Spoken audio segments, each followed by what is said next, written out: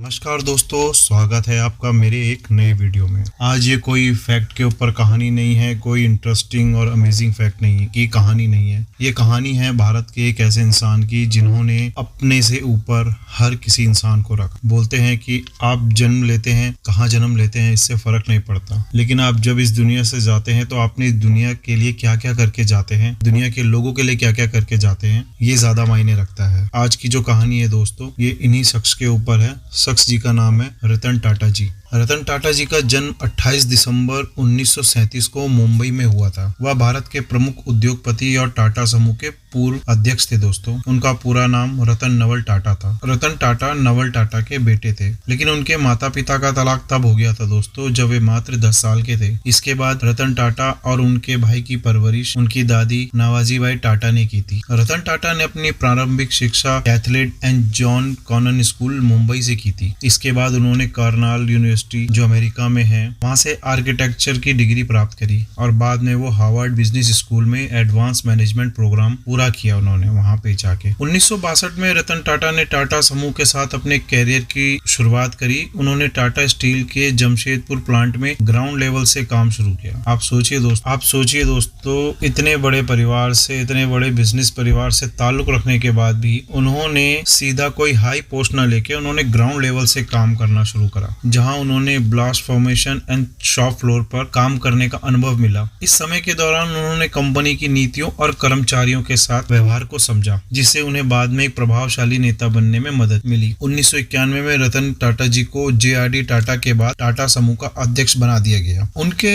नेतृत्व में दोस्तों टाटा समूह ने कई महत्वपूर्ण उपलब्धियां हासिल करी है। उन्होंने टाटा समूह की कार्य शैली को आधुनिक और वैश्विक दृष्टिकोण के साथ विकसित किया। उनके नेतृत्व में Tata Motors, Tata steel, Tata consultant services जो TCS है, जैसे प्रमुख क्षेत्रों में उपलब्धि हासिल करी।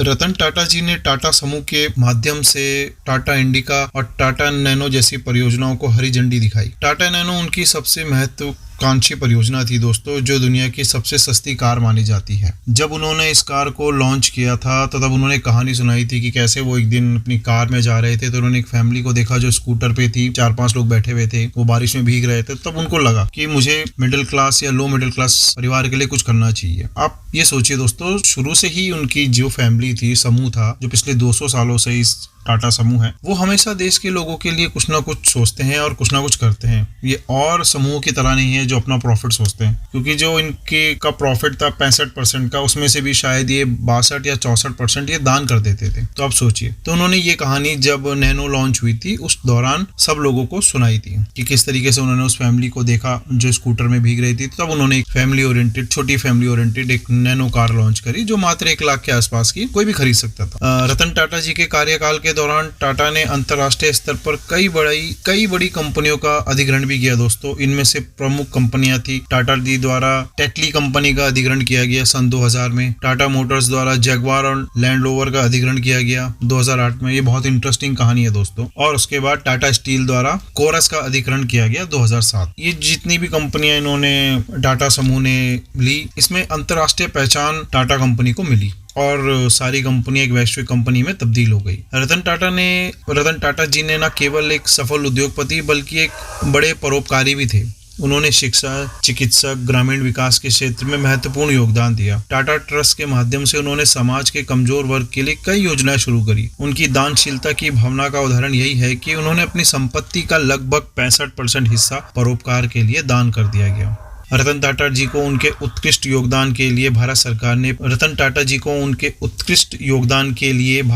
ने पद्म भूषण जो सन 2000 में दिया गया था और पद्म विभूषण जो सन 2008 में दिया गया था जैसे प्रतिष्ठित पुरस्कारों से उन्हें सम्मानित किया गया है। उन्हें दुनिया भर में नेतृत्व और सामाजिक कार्यों के लिए बड़ा सराहा गया। रतन टाटा जी ने आजीवन अविवाहित रहने का निर्णय किया। उन्होंने कई बार कहा है कि उनके जीवन में कुछ ऐसे पल आए थे जब उन्होंने शादी करने का सोचा, लेकिन परिस्थितियों के कारण ऐसा नहीं हो पाया। वे एक बहुत बेहद निजी जीवन जीते थे और सादगी के साथ रहना पसंद करते थे। दोस्तों, आपको पता होगा कि आपके आसपास कितनी चीजें ऐसी हैं कितनी गाड़ियां हैं टाटा की हैं। आप जो कपड़े पहनते हैं उनका जो ब्रांड है वेस्ट साइड और जूडियो वो टाटा का है। एयरलाइंस हो गई विस्तारा और एयर इंडिया वो टाटा का है। सुई से लेके सब्बल आप कहें तो आपके आसपास जितनी भी चीजें हैं उनमें से अधिकतर टाटा कंपनी के द्वारा ही बनाई जाती है। और उन सब का जो प्रॉफिट है, और वो खाली अपने लिए नहीं सोचते, अपने वर्कर्स के लिए भी सोचते हैं। जो प्रोविडेंट फंड की स्कीम्स हैं, जो बहुत साल पहले जो उनके पिताजी थे जमशेद सिंह टाटा जी, तो उन्होंने अपनी उस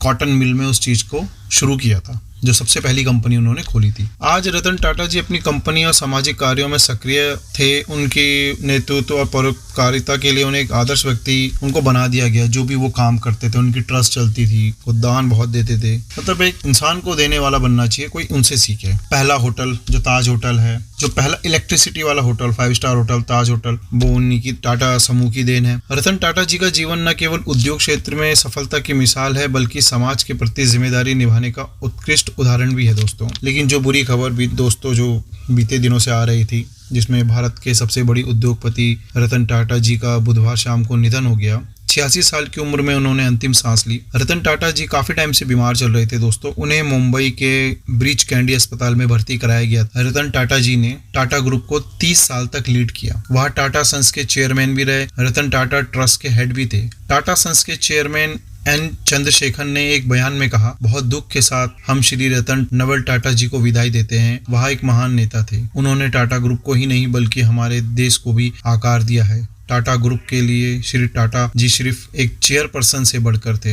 मेरे लिए वह एक गुरु थे, मार्गदर्शक थे और मित्र थे। रतन टाटा जी अब हमारे बीच नहीं रहे, लेकिन उनके विचार और मूल्य हमेशा जीवित रहेंगे। उन्हें 7 अक्टूबर 2024 को ब्लड प्रेशर में अचानक गिरावट के कारण अस्पताल में भर्ती किया गया था। इसके बाद उन्होंने एक बयान जारी किया था, जिसमें उन्होंने कहा था कि उनकी कंडीशन ठीक है। हालांकि उनकी तबीयत बिगड़ने पर उन्हें आईसीयू में भर्ती कराया गया था। रिपोर्ट्स के अनुसार उन्हें स्वास्थ्य में पहले से सुधार होने की सूचना मिली थी, लेकिन बाद में हालत बिगड़ने से उनका निधन हो गया। जय हिंद दोस्तों, और नमन है श्री रतन नवल टाटा जी के। धन्यवाद दोस्तों।